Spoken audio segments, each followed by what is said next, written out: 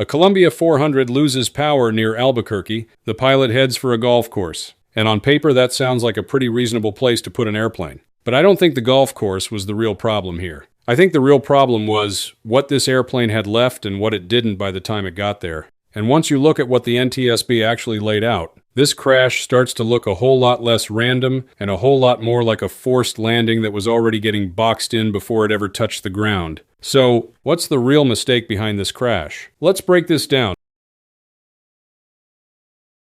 On March 6, 2026, this Columbia 400 left Wichita and headed to Albuquerque on an IFR flight plan. According to the NTSB preliminary report, the airplane climbed to about 12,000 feet, then later turned south and started down toward Albuquerque. Up to that point, nothing about the flight really stands out. Then, late in the arrival, the pilot tells ATC he's losing power. He declares an emergency. A few minutes later, his last recorded transmission says he's looking for a place to make an emergency landing. That tells you right away this wasn't an instant all-at-once event. He still had time to think, talk, and try to work a plan. The airplane eventually came down on a golf course, about 3.3 nautical miles northeast of Albuquerque Sunport, and this is where the report starts getting interesting. A security camera captured the airplane striking a large tree in a level attitude. That tree was the first identified point of contact. After that, the wreckage path continued for about 390 feet, with more tree contact,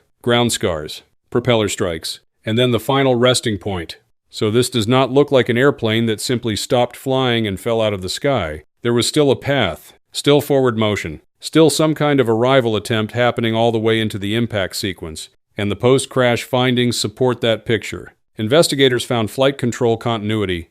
The rudder cables were still intact. Fuel consistent with 100 low-lead avgas was found in multiple areas, and there was no post-crash fire. So at least right now, this doesn't look like a simple lost control accident. It looks more like a forced landing that got tighter and tighter until there just wasn't enough room left to finish it cleanly. And that's where this case gets really useful. The wording here matters. The pilot didn't say the engine had quit. He said he was losing power, and that can be a nasty situation. Maybe the engine is still running, but not giving you enough. Maybe it's rough. Maybe it's fading. Maybe it's just sick enough to keep you believing you can still make something better. And that's the danger. A dead engine forces the decision pretty quickly. Partial power can drag it out. It keeps you hoping. It keeps you reaching. It keeps you trying to save the cleaner outcome just a little longer than you should, and that can quietly eat up a lot of altitude. Now add Albuquerque to the picture. You're already at high elevation. The airport sits above 5,300 feet. The crash site was even higher. In a Columbia 400, that can be deceptive. It's a fast, capable airplane. Under normal conditions, it gives you a lot to work with. But down low, with power fading, that picture can fall apart in a hurry. Now you're trying to manage sync, spacing, terrain, and visual judgment all at once, and the airplane may still be giving you just enough to make the landing area look more reachable than it really is. And I think that's probably what was happening here. By this point, the pilot was likely in salvage mode. You're not flying a normal approach anymore. You're outside, scanning, doing math with your eyes, trying to figure out what this airplane can still give you. And once you lock onto a landing spot, especially one that looks as attractive as a golf course, it gets very easy to start building the whole arrival around that one choice. That's the trap. Now the question is no longer, where can I put this airplane down? Now it's, can I still make that one? And that's a much more dangerous place to be.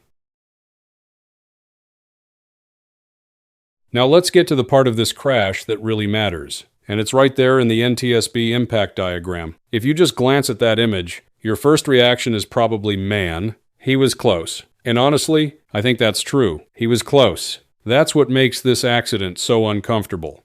Because the airplane did not first hit the open part of the golf course, it hit a large tree. That was the first identified point of contact. So this wasn't really a bad landing on a golf course. This was an airplane arriving at the edge of a landing area with no clean way in. And that changes the whole picture. After that first impact, the airplane kept going for about 390 feet. There was more tree contact, ground impact, propeller strikes, and then the final resting point. So this was not a straight drop. The airplane still had energy, still had direction, still had enough left to keep moving through the crash path. To me, that says the pilot was likely still trying to salvage the arrival all the way into the end of it. And once that first tree gets involved, everything changes. Now you're not just landing anymore. Now you're dealing with damage, drag, broken structure, and an airplane that is no longer arriving cleanly. And that's where golf courses can fool people. From above, they look great. Big open grass. Better than a road. Better than houses. Better than a parking lot. But down low, under pressure, with very little margin left.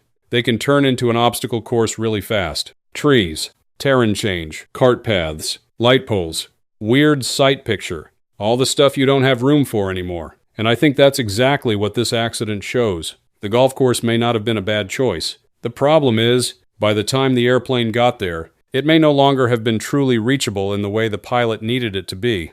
That's the trap. A place can be landable if you're already over it. That does not mean it's still makeable from the position and energy state you're carrying into it. So when people say, "He almost made it," I actually think they're right. And that's exactly why this one matters. These are some of the hardest forced landings to survive. The ones where the airplane gives you just enough hope to keep reaching for something you're already a little short of.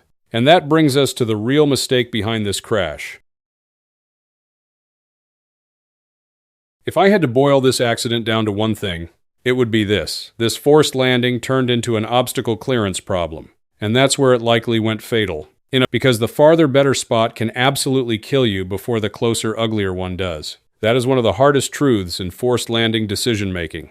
A lot of these accidents happen with airplanes that are still technically flying. The controls still work. The wing is still making lift. The pilot is still in it. The problem is, the airplane may already be out of room. And I think that's what keeps jumping out in this case. This airplane may still have been flyable all the way to that first tree. But by then, it may already have been out of margin. And once that happens, you're no longer choosing between a good landing and a bad landing.